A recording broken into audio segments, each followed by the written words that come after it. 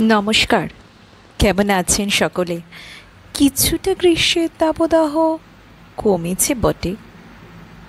আশা করি সকলে ভালোই আছেন। যাই হোক, চলুন শুনে নেওয়া যাক এই সপ্তাহের গল্প। শতদ্রু মজুমদারের লেখা অন্য মামা। সকালবেলা মামা বলল, ঘন্টি, তোর সঙ্গে একটা জরুরি কথা আছে রে। কী কথা মামা? তোর মায়ের যে একটা কবিতার খাতা ছিল। কেড়ে নিয়ে বললাম, ছিল? আমিও শুনেছি, চোখে কোনো দিন দেখিনি। কেন, কি হবে? মামা বলল, আজ গুরুদাস হলে সারাদিনব্যাপী কবি সভা। আমি বললাম, তাতে তোমারই বা কী, আমারই বা কী? আমরা তো কেউই কবিতা লিখি না। মামা বলল, লিখি না, কিন্তু আজ লিখব। একটা কবিতা পড়লে খেতে দেবে, জানিস? কেন, তুমি কি খেতে পাও না? পাই, কিন্তু কবি সভার ভাত কখনো খেয়েছি কি? আমি একগাল হেসে বললাম, ও, ওই জন্য তুমি মায়ের কবিতার খোঁজ করছো। ওইখান থেকে একটা গ্যাঁড়া মেরে নিজের নামে চালাবে। সবাই জানে আমার মামা ভাঙবে, কিন্তু মচকাবে না।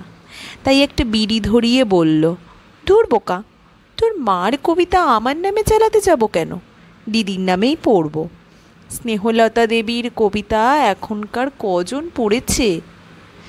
বলবো তিনি অসুস্থ, আসতে পারেননি, তাই আমাকে দিয়ে এই কবিতাটা পাঠালেন। এসব কথা কি মা জানে? আচ্ছা, আমি গিয়ে জিজ্ঞাসা করছি। এগিয়ে যাচ্ছিলাম, মামা খপ করে হাতটা ধরল। তোকে কিছু বলাও মুশকিল, মাকে এসব বলতে হবে না। আমি মাকে কিছু বলিনি, তবে আলমারি খোঁজাখুঁজি করে একটা পুরনো শিশু সাথী পত্রিকা পেলাম।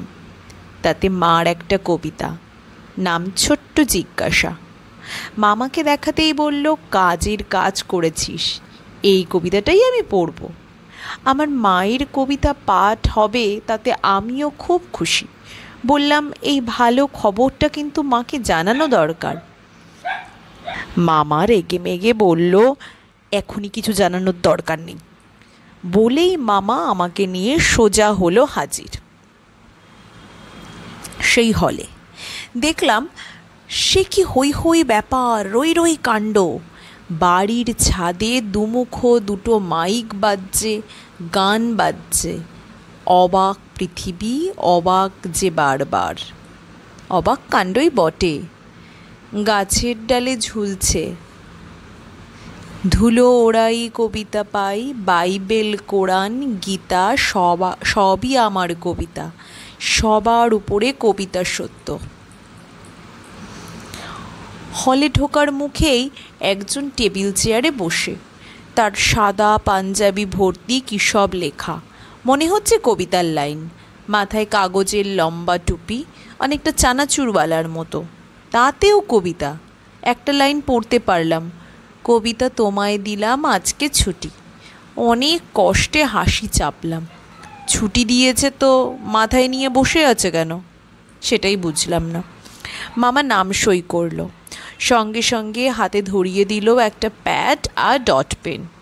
চা বিস্কুট খেতে খেতে বললাম, মামা, এই প্যাডে কি আমার মায়ের কবিতাটা টুকে নেবে? মামা বেশ গম্ভীর হয়ে বলল, না রে, ভাবছি আমি নিজেই একটা কবিতা লিখব।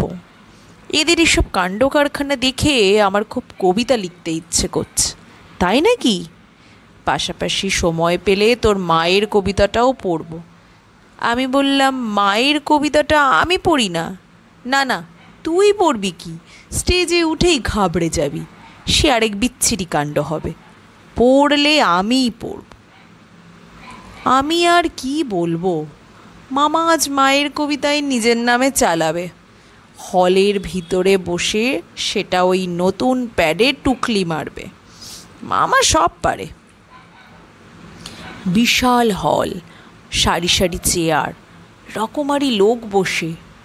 জীবনে এই প্রথম এত কবিকে একসঙ্গে দেখলাম। আমার ধারণা ছিল কবি মানেই ধুতি পাঞ্জাবি পরা, গোফওয়ালা লোক, মাথার চুল বেশ লম্বা, চোখে চশমা থাকবে। আমাদের এই স্কুলের সংস্কৃত মাস্টার বাংলায় কবিতা লিখতেন, তাকে ঠিক ওই রকম দেখতে ছিল।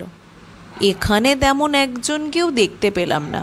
সবাই শার্ট প্যান্ট, লাল নীল গেঞ্জি পরা, কারো মাথায় উল্টো টুপি, কারো এক কানে দুল। একটা লোকের সব মাথার চুলগুলো সাদা, তার পরনে কলারওয়ালা লাল গেঞ্জি। এদের দেখে মনে হচ্ছে সবাই এখানে যাত্রাপালা বা থিয়েটার দেখতে বা বিজয়া সম্মেলনীতে এসেছে। সে যাই হোক গে, এক সাইডে বসলাম আমরা। কবিতা শোনায় মন নেই আমার, কবিদের দেখছি মন দিয়ে। দাঁড়িয়ে থাকা একজন চুন উড়িয়ে দিব্যি খৈনি গুজলো ঠোঁটের খাজে। লাল চুলের এক মহিলা বললেন, যদি কিছু মনে না করেন এই জায়গাটা আমার। আমি অবশ্যই মনে করছি, কারণ ফাঁকা ছিল বলেই বসে পড়েছি। কারো তো কোনো চেয়ার কেনা নয়, তবু কিছু না বলে পেছনের একটা খালি চেয়ারে বসলাম। মামা অবশ্য কিছু বলল না। ক্লাসের ভালো ছেলের মতো সে তখন মন দিয়ে শুনছে, আবার কিসব লিখছে। একবার দেখতে চেয়েছিলাম, ধমকে উঠল, চুপ করে শোন। আমি আর কি বলবো, যে লোকটা গল্প কবিতা থেকে 100 হাত দূরে, সে নাকি লিখছে কবিতা। কি ভেলকি দেখাবে কে জানে। মাইকে ঘোষণা হলো, এখন কবিতা পড়বেন ভারতবর্ষের একমাত্র ভিক্ষুক কবি গণেশ হাওলাদার। সাদা পাজামা, পাঞ্জাবি, চোখে কালো চশমা, এরকম একজনকে ধরে ধরে স্টেজে তোলা হলো। তার হাতে কোনো কাগজপত্র নেই, মুখে মুখেই তিনি পদ্য বলতে পারেন। নমস্কার, আজ আমি স্বাধীন সিরিজের কয়েকটি পদ্য শোনাচ্ছি। স্বাধীন মানেই কারচুপি, স্বাধীন মানেই চাপ, স্বাধীন মানেই চাপ পড়ে আচ্ছা মরণ ঝাপ। যেটা যাদবপুরে হয়েছে। হল জুড়ে তুমুল হাততালি। ঘুলঘুলি থেকে কটা গোলা পায়রা বেরিয়ে ফড়ফড় করে উড়ে গেল। অমনি কবি বলে উঠলেন, সূর্য স্বাধীন, চন্দ্র স্বাধীন, সত্যি কি স্বাধীন আমরা? মুখ হলেও হয়তো স্বাধীন অট্টালিকার পায়রা।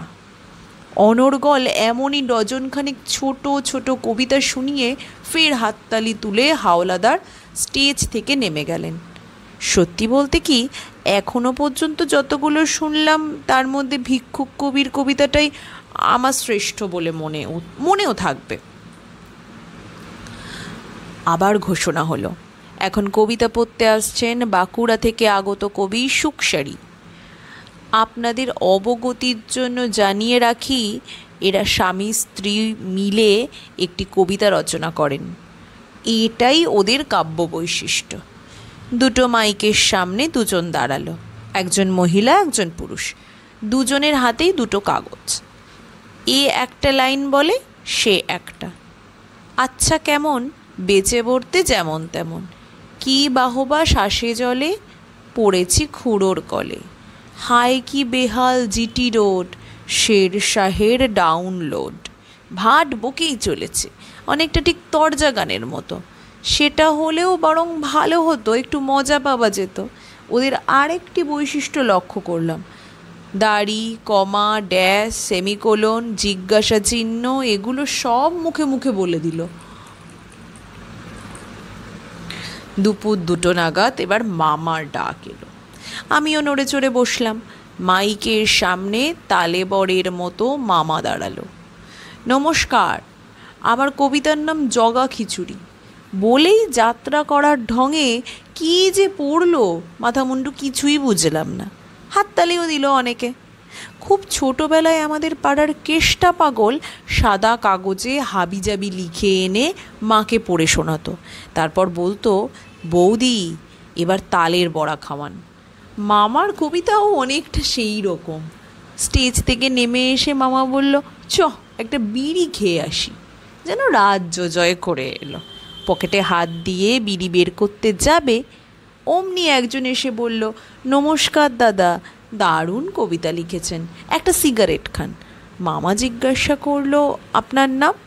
ছেলেটা গম্ভীর সে বলল, আমার নাম হারাধন ধারা, কুম্ভকর্ণ ছদ্মনামে আমি কবিতা লিখি। মামা বলল, আপনি কি ঘুমোতে ভালোবাসেন? না, এই নামটা এখনো পর্যন্ত কেউ নেয়নি তো। তাই? মামা বলল, ওরাং ওটাং নামটাও তো এখনো কেউ নেয়নি। লোকটা বলল, না, আমার বাছাইটা ধর্মগ্রন্থ থেকে। ও আচ্ছা। তারপর সে বলল, আপনি নিশ্চয়ই আমার কবিতা পড়েছেন। এক মুখ ধোয়া ছেড়ে মামা বলল, হ্যাঁ পড়েছি তো। আসলে কিন্তু পড়েনি। লোকটা হাসি হাসি মুখ করে বলল, আমার একটা লাইন আর আপনার কবিতার একটা লাইন সেম। কোন লাইনটা বলুন তো? ওই যে, অরাজকতায় শুধু বিব মিশা। ও আচ্ছা, ঠিকই বলেছেন, আমার আপনার সকলের ভেতরে ভেতরে চলছে বিবি মিশা। মামা চুপ, কারণ বিব মিশার মানেটাই জানে না। অমনি আর এক ভদ্রমহিলা বললেন, হ্যাঁ, আমার কবিতার একটা লাইনও মিলে গেছে। মামা বলল, আপনার কবিতার লাইন? ওই যে, কেবলই যাতনাময়। কি আশ্চর্য! আশ্চর্যের কি আছে দাদা, আমরা সবাই তো এক যন্ত্রণার শরিক। এক বৃদ্ধ বললেন, খুব সুন্দর লিখেছেন ভাই। মামা বললেন, আমাকে বলছেন? হ্যাঁ হ্যাঁ, আপনাকে বলছি। কি অপূর্ব উত্তাল তরঙ্গরে! অবশ্যই ওই লাইনটার জন্য আমি রবি ঠাকুর প্রভাবিত। আমি মনে মনে বলি, চোরের ওপর বাটপাড়ি। মামা চুপ। বৃদ্ধ বললেন, আপনিও নিশ্চয়ই রবীন্দ্রসঙ্গীত ভালোবাসেন? হ্যাঁ, সে আর বলতে। ফের মিথ্যে। সিনেমার হিন্দি গান ছাড়া অন্য কোনো গান মামাকে কোনো দিন শুনতে দেখিনি। সেই লোক নাকি রবীন্দ্রসঙ্গীতের ভক্ত। এ তো দিনকে রাত করে দেওয়া। আমি মামাকে টেনে নিয়ে বাইরে চলে এলাম। আর বেশিক্ষণ থাকলে দুজনেই একসঙ্গে পাগল হয়ে যাব। তারপর বললাম, সত্যি করে বলো তো মামা, ব্যাপারটা কি? ব্যাপার কিছুই না, 8 জন কবির একটা করে লাইন ঘুরিয়ে ফিরিয়ে সেটাই গিয়ে পড়ে এলাম মঞ্চে। কিন্তু কবিতার তো একটা মানে থাকে, যে শুনবে সে মানে করে নেবে। এই যে আকাশের চাঁদ, এর কত রকম মানে হয় জানিস?